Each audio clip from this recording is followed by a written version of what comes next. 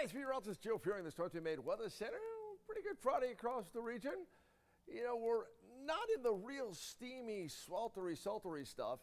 This month is coming in over 3 degrees above average so far, and it's been the overnight lows that have been up in that 70 range a lot. That's got the temperature up. The average daytime high has actually been close to normal. We don't like to use the word normal because nothing's normal in the weather world.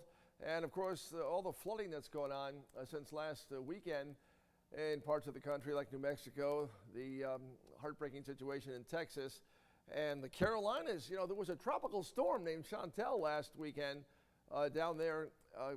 Myrtle Beach came in, 60-mile-an-hour winds, flooded out central North Carolina. They got flooded again earlier this week.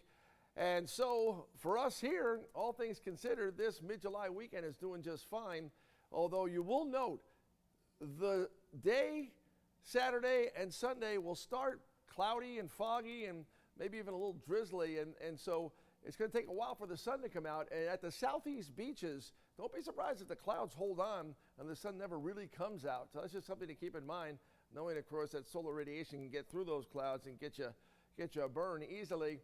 It's going to be Monday. That's when the threat for the bigger thunderstorms come back in again, Monday afternoon and evening. And if the front can move offshore, then the rest of next week, at least Tuesday, Wednesday, Thursday, back to the higher heat and humidity and mainly dry. And mainly dry are the two words to describe this weekend, although you can't rule out a pop-up shower thunderstorm in northern areas.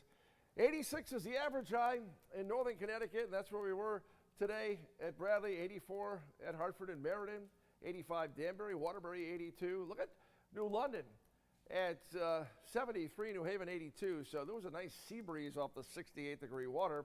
Dew points near 70 Saturday, near 70 Sunday, near 70 Monday. So for mid-July standards, yes, that's humid, but at least it's not the really steamy stuff, because we've had dew points up towards 80 already in this July.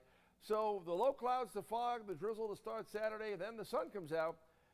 Mid-80s feel like the low 90s across the interior. Notice how the clouds and some fog hang on at the southeast beaches. That's why, look at Niantic on the boardwalk and Groton at 73 tomorrow afternoon, while it's 83 at Hartford. So that's just something to note. And then most towns stay dry late tomorrow afternoon and evening. It's near 70 to start Sunday with the low clouds, drizzle, and fog. Then the sun comes out. Low mid-80s inland. No, the 70s again at the southeast beaches where it's hard to get the sun to come out. And then no problem Sunday evening. Monday starts in the 70-plus range with the low clouds and fog. And then here come the showers and locally strong thunderstorms Monday, midday afternoon. There's the front just off to the south on Tuesday. Low 90s inland, 80s at the beaches. It's humid. Can't let a pop-up storm, but the big action is Monday afternoon, Monday evening. And then there's the front offshore Wednesday. So if the front stays offshore, Wednesday, Thursday, Friday could be in pretty good shape. So it's upper 70s, low mid-80s, morning fog, some afternoon sun on Saturday. Same idea Sunday. Yeah, you guys at the southeast beaches may be staying in the 70s because it's going to be hard to get the sun to come out right at the southeast coast. And then Monday, the thunderstorms are back in a big way during the afternoon. But if all goes well, it's into the low 90s. It's hot. It's humid. It's, going to be Tuesday, Wednesday, Thursday in pretty good shape. Obviously, there could be a pop-up storm, but more storms come back in the end of next week. There are signs that going into the third week of July, big negative North Atlantic oscillation, big dip in the jet.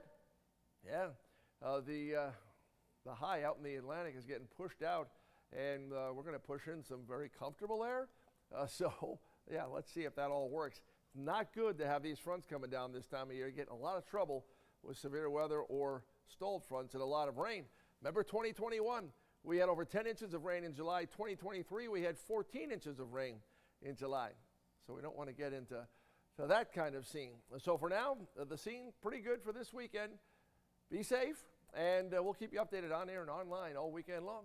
Hope you're feeling well. Bye.